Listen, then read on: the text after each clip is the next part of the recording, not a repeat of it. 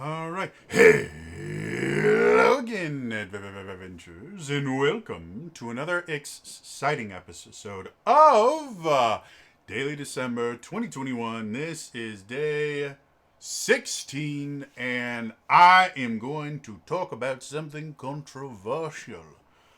Specifically, are orcs racist? And the larger idea around some of the, or most of the changes in the most recently released errata. So, if you are unaware, because something that I think a lot of people, specifically on Twitter, don't seem to understand. They did a study, and this was years ago, so these numbers are probably not entirely accurate anymore, especially since Twitter started purging accounts much more readily now than they did when this study was taken. So the numbers are probably skewed. But the basic idea of it still actually stands pretty well. They did a study of Twitter users in the US. This is only the US, but the US is by far the largest market for Twitter. So, in general, you can interpolate the entire population of Twitter based on a study of just the American population, because the American population makes up such a massive part of the base. So, that being said, if you're from another country, this may not be as apt for you, but the idea behind it still stands. They found out that I think it was 90% of Americans, or 80% of Americans, I think it was 80% of Americans, do not have a Twitter account. Or it was even higher than that. Somewhere in the mids, like 85 or 87% don't have a Twitter account. So anything that happens on Twitter just off the bat is something that only around like 15-ish percent of the or maybe I think the number was 89%. But anyway, anywhere between like 10 to 15% of the population cares about it, because the vast majority of the population isn't on to the Twitter. Now, the other thing the study found out is 90% of the tweets on Twitter are generated by less than 10% of Twitter users. So the vast majority of tweets are actually come from a very, very small amount of accounts. So when you actually do the math, it turns into, if something is trending on Twitter, something is really, really important on Twitter, you're looking at what is really, really important to basically 1%-ish, 1 to 2% of the population. 98 of the percent of the population could care less about this. You are listening to the opinions of 1 to 2% of the population. But if you consider Twitter to be reflective of the majority, which it 100% is not, and we have tons and tons and tons of examples that Twitter is a make-believe place.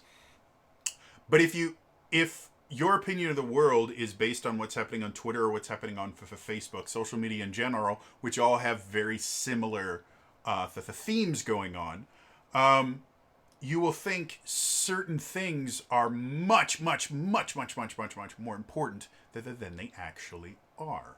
And one of the things that comes up all the time on Twitter, and Wizards of the Coast has actually been responding to it, is the idea of inherently racist tropes in D&D. And the one that comes up the most often is orcs are racist. Orcs are these extremely racist caricatures of, depending on which group of people is talking, they're either caricatures of Asian stereotypes or they're caricatures of African stereotypes. Now, that in itself should make you pause, because the caricatures of Asian stereotypes and the caricatures of African stereotypes are extremely different. They're both equally offensive and equally wrong. I'm not saying that they're not wrong, but if one fictional thing can be said to be obviously, and that's generally what I tend to hear people talk about is it is so blatantly obvious that these are racist stereotypes. Can be racist stereotypes. The same depiction can be racial stereotypes, racist stereotypes of two completely different groups of people. It's possible that you are projecting your own insecurities on something else. And when you actually look into, because one of the things that people tend to use to prove that orcs are racist is stereotypes and therefore should be banned or something, is they claim that Tolkien's orcs themselves were inherently racist, and Tolkien himself was inherently racist. Newsflash, he wasn't. Never was. Tolkien actually spoke out quite fervently against the ideas that were coming out shortly before World War II about races being inherently having inherent traits and things like that. He spoke out about that against that a lot. He was very, very against that kind of extremist thinking that you can be defined entirely by your race. That was what was used for words that we're not allowed to say on YouTube, but for a particular party in a certain European country that started a conflict that brought the entire world into conflict with each other. I will not name specifics, but if you understand anything about history, you'll know to whom I'm referring. That kind of that thinking where your quote unquote race, which by the way, races in D&D vastly different than what we consider quote unquote races in general society, probably the biggest of which being there is absolutely no genetic difference whatsoever. There's no biological difference whatsoever between the various races on this planet that we consider quote unquote races. The closest thing we could compare to like fantasy trope style races would be like the difference between the Neanderthals and Homo sapiens. Those technically are two distinct species. They're both from the same, I think genus is the right one. My memory of how scientific classifications is rough on a good day. But Neanderthals and Homo sapiens were both humans to I would assume. I'm not entirely sure, but they're genetically related, but they are distinct species. They're completely separate species. People of African descent, or people from Asian descent, and people from European descent, they're all the same race. Like, as much as we make all these different distinctions, they're all the same race. Genetically, we are entirely the same. The differences, like people will sometimes point out things like something really interesting I found out relatively recently. There are certain drugs that are used to treat specifically African Americans who are descendants of African slaves brought over here. There are certain medications that just work better for that specific subgroup of people. And the reason why, and I believe it was high blood pressure or something like that, but something related to the amount of salt in your system or something similar to that. And the reason why was on the trip over across the ocean. It's a month-long trip. They're treated absolutely horrendously. And a lot of slaves died on the way over. The ones that tended to make it the best tended to have high levels of salt, because salt caused them to absorb more water. And so they were at less danger of death by dehydration over the trip. And so that particular proclivity to retaining higher amounts of salt was passed on to their descendants genetically, and now it is something that's used in medicine to be able to better treat certain conditions. Does that mean that medicine is inherently racist? No, this is genetics. This is evolutional theory in practice. The idea that certain quote unquote desirable traits, and in that period, from a biological standpoint, being able to retain water better was a desirable trait for that group of people from a survival standpoint. So that is really as far as real life races can compare to fantasy races like elves and dwarves and orcs and things like that. They're completely separate things because while what we consider races are just changes in melatonin and slight differences in like eye shape and facial features and things like that, that can all be changed drastically within a couple generations.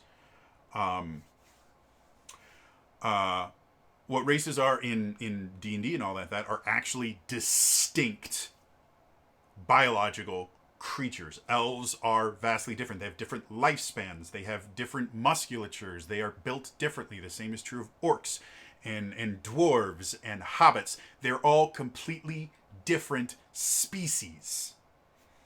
So going back to this idea of orcs are inherently racist, the idea that Tolkien is inherently racist comes from a specific one line. This is one line that they've decided to define Tolkien on completely, and the line was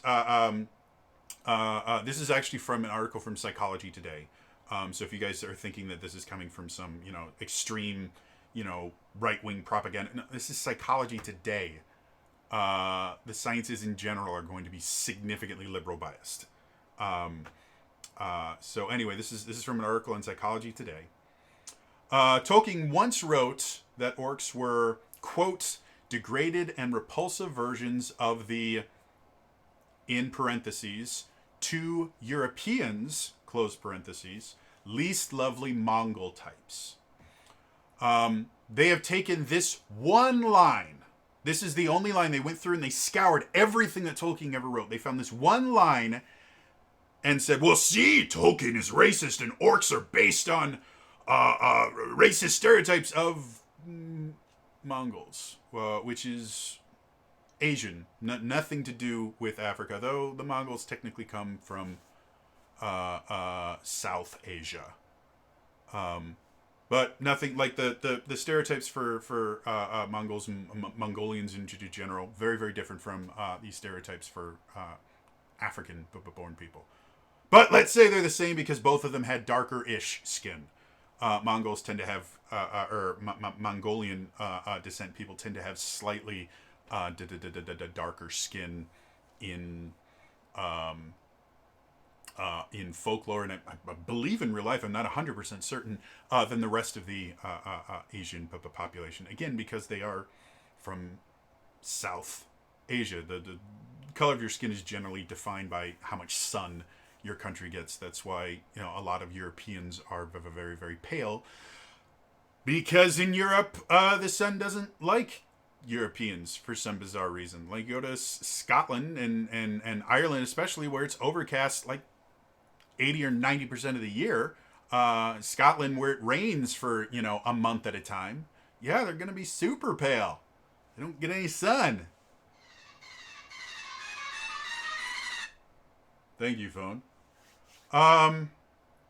So anyway, so that's what they used to prove that Tolkien was racist, and he created the orcs to be this racist stereotype so he could kill the race that he hated.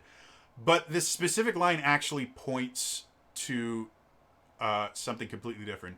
Specifically, the aspects where he said to Europeans. If Tolkien actually believed that these are some inferior race, and you can see this in propaganda from groups which shall remain nameless, they will never qualify who they think. They will never qualify an inferior race. they will just call them inferior. They're not saying, well, in my opinion, they're inferior. No, they are inferior. That's the point of the racism. The fact that he is specifically calling out, well, Europeans have a dislike for this particular site, and it doesn't actually, and he doesn't clarify it as all Mongol types, to use the exact phraseology that he used here, the least lovely Mongol types. So he does everything he can in this one sentence, the only sentence they can come up with, that says that, Tolkien is this inherent racist, horrible person, despite the tons and tons of other stuff that he printed and talked about against racism and racial stereotypes and the things like that, because that was a huge thing that was happening at that point in history. He did everything he could to go that, okay, no, these aren't a thing of a race or anything like that. It was a one-off statement that was never repeated ever in any of his writing, in any of the interviews that he did, in anything he ever spoke of. He never repeated this as a sentiment. It was a single line in a single written statement. I don't even know where this statement is from. And they use that to go, well, orcs have always been racist. No, they haven't. The idea of an inherently evil creature is something that has existed in folklore forever. Literally every single folklore of every single culture has had at least one sentient group of beings that is inherently evil. They are the bad guys. That is something that is inherent to mythology in general, because we like to triumph over the bad guys. And depending on the mythology you're looking at, sometimes very, very brutal things happen to the bad guys. And brutalizing human beings is not something anyone wants to do, or anyone with a rational mind wants to do. So, in folklore in general, we create bad guys. We create creatures that there's no way that we could be misinterpreting them. These are people that you are allowed to just always be the bad guys. They're always allowed to be evil. Anytime you need someone bad, that you just want someone to be in there so that you can fight against them and kill them and win, these are your bad guys. And that has existed, like I said, in every folklore in existence. Always has at least one group of people, a lot of them a lot more, that are just an inherently evil species of beings. The idea that goblins are always evil didn't start with Tolkien. And the weird thing about goblins and orcs and the things like that in Tolkien's writing versus everything else, this came up when the Hobbit movies came out. Is the difference between goblins and orcs, and there isn't. Goblin is simply another term for orc that different people use in Tolkien's fiction. If you go to D&D, goblins and orcs are technically two distinct species.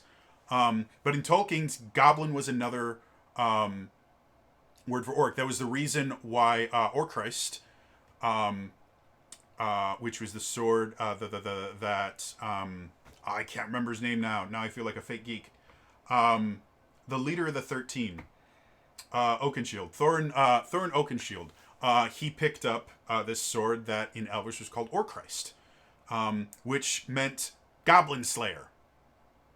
Which seems really, really weird that Orcrist, the Elvish word, would translate to Goblin Slayer or Foe Slayer. And in the Goblin tunnels, when the Goblin King is confronting them, they see Orcrist, and they're like, "Oh shoot!" And in the books, not in the movies, because the movies got it wrong, but in the books, Orcrist glowed when goblins were around, as did Sting. Sting would glow when goblins were around. and when orcs were around, because they were the same. They were the same. They were the same species in to Tolkien. It was just different names that different groups. In the same way that halflings and hobbits were technically the same thing. And in the book, I can't remember if it's the Hobbit or if it's the first of the Lord of the Rings trilogy. I think it's the Fellowship of the Ring, when Merry, Frodo, Pippin, and Samwise get to where they're supposed to meet, where they first meet Strider. For the life of me, I cannot remember any of the names right now. When they get to the inn there, they're called, I can't remember if somebody called them in halflings, and they said, well, we prefer Hobbit. Or it was the other way, someone called them a Hobbit and they prefer halflings. I think it was someone called them halflings and they prefer hobbits.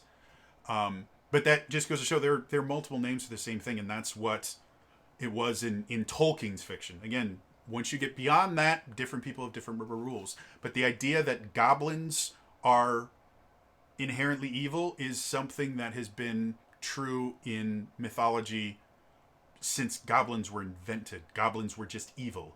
And again, when we go on the idea that orcs in D&D were based on Tolkien orcs, which they were, fun fact about the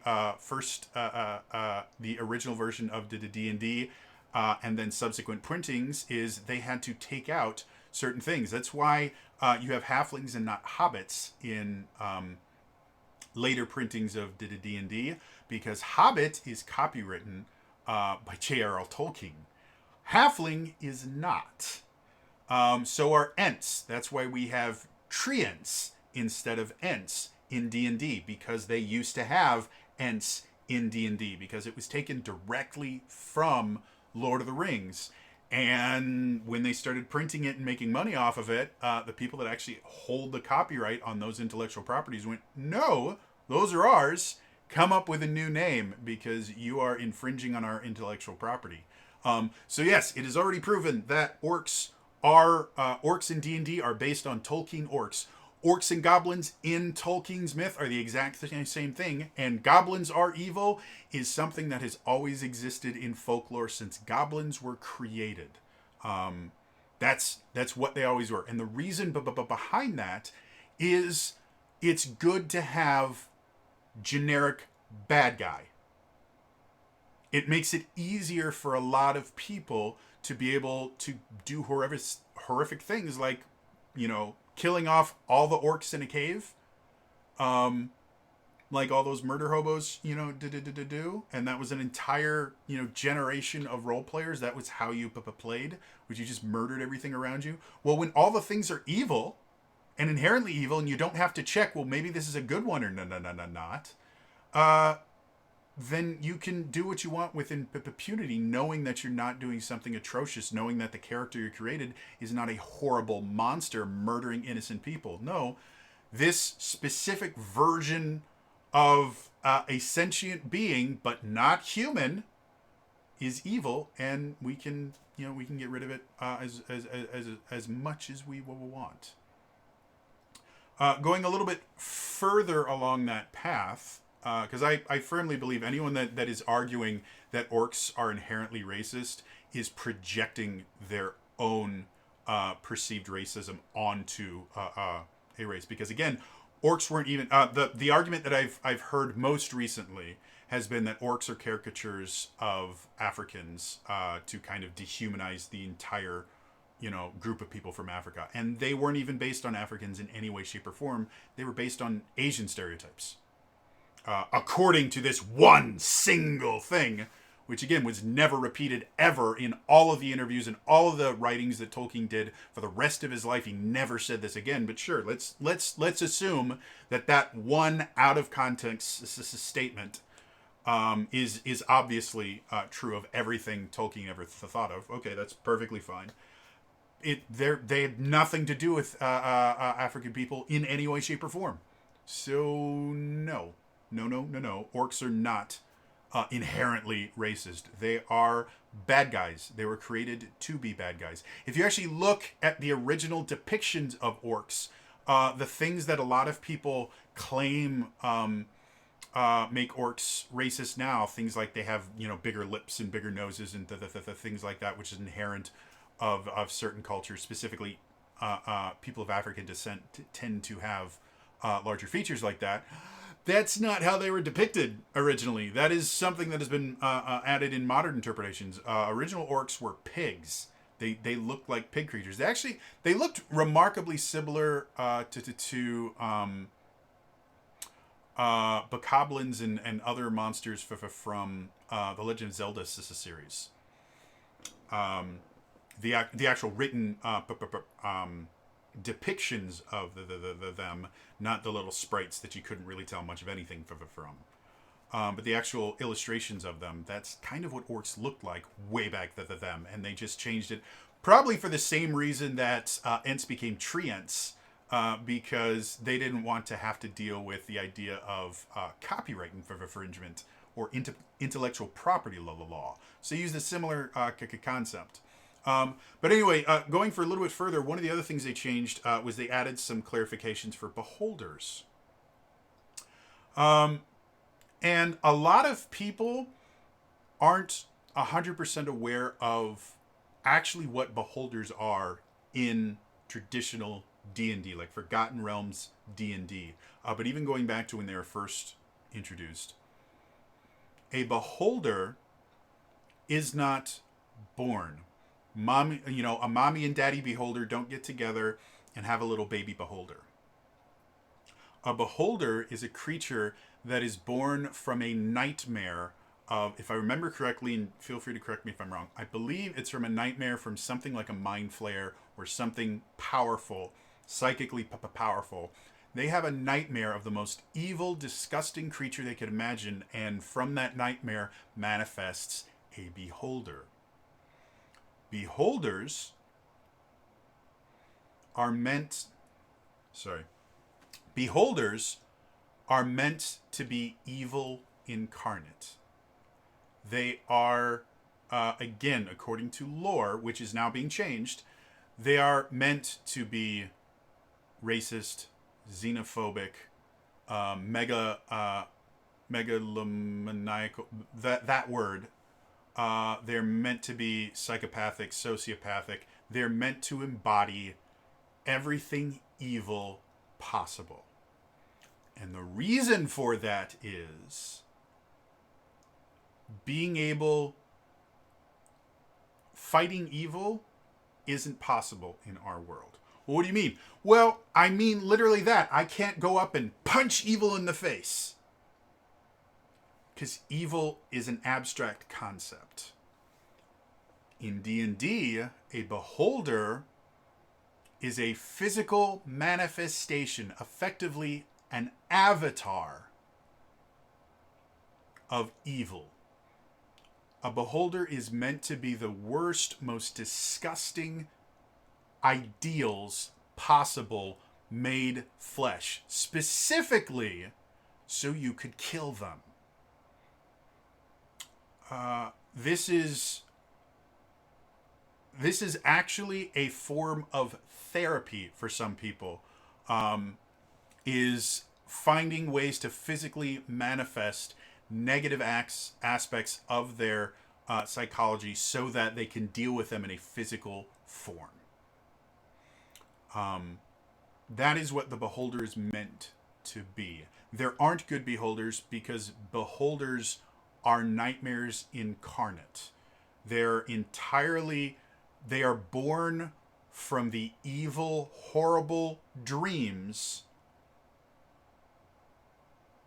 and they are the worst aspects of those dreams made manifest, to the point where beholders can actually birth more beholders simply by having more bad dreams. Extremely powerful mages and things like that can birth beholders by having nightmares, and the most negative, horrible, disgusting aspects of their nightmares will coalesce into a beholder. That is where beholders come from. That is the lore behind them. That's what makes them such terrifying enemies to face. And they are hard to face at the appropriate level. They are supposed to be terrifying for your players. Again, they are a nightmare incarnate. the latest update to the errata, specifically for Volos, talks about how, well, this is just one suggestion for beholders. And you can have beholders be whatever way you want, which is exactly how D&D has always worked. I believe in the player's handbook, that specific phrase or phrases like it happens multiple times over the entire book. It says, by the way, these are guidelines. And they're not really rules, they're more of guidelines. They were never meant to be absolute eternal truths. However, if your goal is to create a beholder that is good, that helps out the party, you're missing the point of the beholder. The entire reason a beholder exists was to be able to manifest the deepest, darkest, most horrible aspects of humanity and be able to manifest it in physical form so you could kill it. And he made it very, very hard to do because fighting evil, actual, real evil people, I have met a few of them. It changes your life when you meet an actual evil person. The amount of people that get labeled evil versus the amount of people that are actually truly evil people that can commit atrocities and not blink an eye is such a difference. And if you ever actually meet them, and 99% of the population will never, ever meet a truly evil person. And of the people that meet truly evil people, most people will never know they met an actually evil person because they won't. Actually evil people do not appear evil. They appear very, very good. They're very, very good at appearing very, very good. And when you actually meet them and deal with them, they feel different.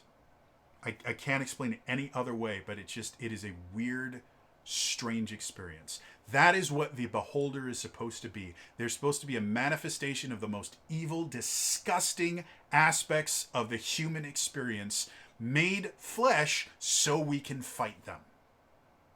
That's the whole purpose of a beholder. There's not supposed to be good beholders or, gray area beholders. That's become this really popular trope, which is, well, the bad guy you thought was the bad guy is actually, it's a much more gray area. I,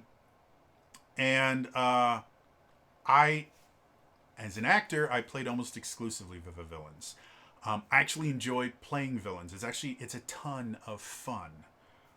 Because villains are... a good villain has to be an incredibly complex character. It takes a lot of work to embody a well-written villains. One of the reasons I enjoyed playing them. And I fought it for a long time. When I was in high school, I think starting like my sophomore year, I started getting cast just as villains, and I hated it. I hated it so much because I'm like, I want to be the good guy. Why would I want to be the dumb old villain? And then I started really becoming an actor and really learning the actual craft of acting. And I found out that no, villains are incredible to portray because you have to learn everything about them because they're incredibly complex, interesting, kicky characters. Does that mean that I think every villain is just misunderstood, and if you saw it from their side, you totally agree? No, not in any way, shape, or form. The villain is the hero of their own story is something that actors that portray villains have to take into account. Nobody thinks they're the bad guy. A villain that is written as "I'm the bad guy" is a bad villain. I've played characters like that. They're boring. They're dumb. They're really, really pointless. So that is not real. That is boring for anyone. A real villain thinks they are the good guy for a number of different reasons, and they are always wrong. Their view of them being the hero is always, always, always based on a lie. That is how you differentiate a villain from a tragic hero. The villain has the same makeup as a lot of tragic heroes. They're generally some sort of misfortune in their life, whether perceived, imaginary, or realistic. They come from some sort of misfortune, and they base their view of the misfortune that they have suffered on a lie. And they use that lie to justify doing horrible things. That's a villain in a nutshell. A tragic hero or an anti-hero is just something like that, which are two very, very different things. But they kind of stem from the same thing, where they grow up in some sort of struggle. Things like Batman can be very easily considered an anti-hero, depending on who's writing them. They grow up in some sort of misfortune, and they make a decision to combat this misfortune by whatever means necessary. And sometimes there will be lies that they have to deal with. Sometimes there won't be. But that's kind of the difference between a villain and a tragic hero or an anti-hero. Is the villain 100% always believes the lie, and they use the lie to justify them doing horrible things. The hero may have lies incorporated into their thought process, but the lies don't define them. The villain is defined by the lie. And that is what the beholder is. The beholder is the lie. And so if you're trying to come up with this really cool idea for a funny beholder, it's going to follow around the party, it's going to be great, you miss the point of the beholder. It's not what the beholder is meant to be. The beholder is meant to give people the opportunity to literally fight and kill evil incarnate. Because even, I've mentioned I have met truly evil people. Even the quote-unquote truly evil people I have met, and I can count on, I'm not going to say how many, it's less than a single hand is required. Despite meeting these truly evil people, they are not evil incarnate. They do evil things. A lot of the times it's because they have no ability to feel empathy. A lack of empathy can turn someone very, very evil very, very quickly. But they're still humans. Their lack of empathy makes them do horrible, disgusting things. They're still humans. And there are a lot, I'm going to say this again, a lot of people out there that are incapable of feeling empathy that are not evil. Simply having an inability to feel empathy for other people does not make you evil. It is what you do because of that makes you evil. So, yeah, that's my little rant today. Orcs aren't racist. Never have been. And beholders aren't meant to be good. They're meant to be evil incarnate. And that's the entire point of quote-unquote evil races in fiction in general. It's meant to give you bad guys that you can fight. That's what they're meant to be. Again, really bad villains are, I'm bad because I am bad. I do bad things because I am bad. As writing improves, they start to develop multidimensional villains and things like that. And it becomes, that's where we start seeing, good versions of things. Like the idea of Drizzt specifically. Drizzt came out in the 80s. Drizzt was a good drow. So the idea that drow are evil is this racist trope. No. Way back in the 80s, R.E. Salvatore published books in the Forgotten Realms, officially. Like, these are officially licensed Forgotten Realms things, which is owned by D&D. Forgotten Realms is owned by D&D. They admitted wholeheartedly that it's totally possible for a good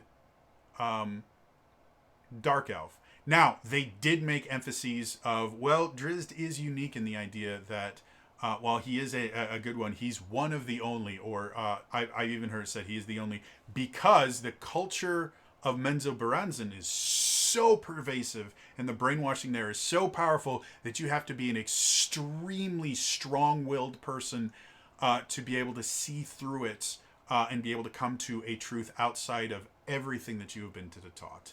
And nowadays, that has been changed drastically. And I actually don't have a problem with the idea that, you know, quote unquote, not all drow are evil or things like that. I like the idea that Menzoberranzan is somewhat unique in the world for just the fact that it brainwashes an entire population into being horrible, disgusting people. And if you aren't influenced by that, it's not the fact that you were born a drow that makes you evil. It's the fact that you were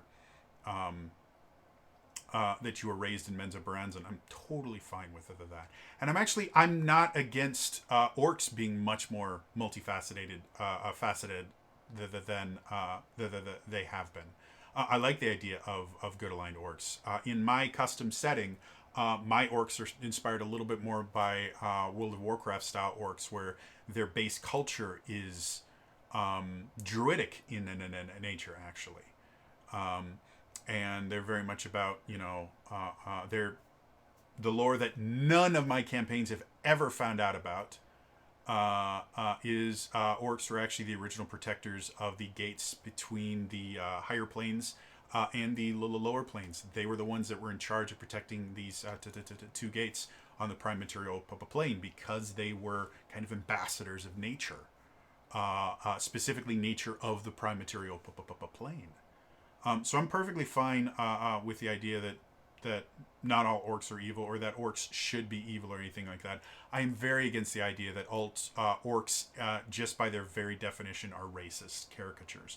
They're not. They never have been. They were simply created as a generic bad guy you could fight against without feeling bad. And now that our storytelling the quality of storytelling has increased, having generic bad guys just doesn't make sense, because it's not good storytelling.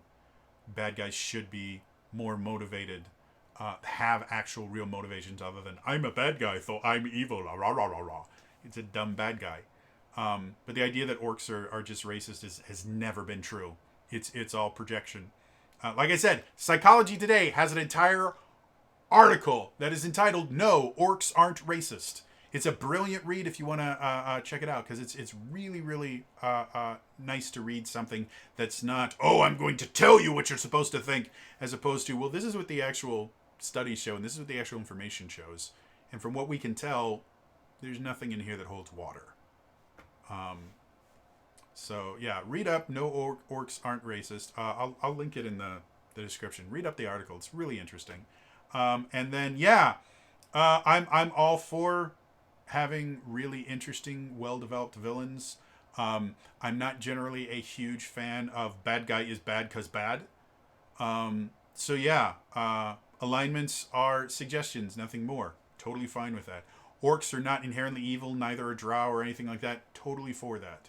I don't believe it was ever considered that way in D&D. I think a lot of people just misinterpreted it as that way, including some of the writers, but I don't think it was ever intended for that to be that way. Aside from orcs and gnolls and the things like that just being your bad guys. They were just meant to be intelligent bad guys. That's all they were meant to be. Bad guys that could talk. And now that we've evolved as a storytelling culture, they've evolved their things. But I am a big fan of beholders being the embodiment of evil. They're not bored. They're not a race. They're not anything like that. They are nightmares incarnate. They are the most evil, horrible, disgusting thoughts that bad people have ever had manifest into a racist, xenophobic, disgusting shell. They're supposed to look disgusting. They're supposed to be disgusting. You should revile every time you deal with a beholder, because they are evil incarnate. And being able to fight and kill the embodiment of evil is good. Anyway, that's all for me today. I will see you guys in the next time. All right? Bye-bye.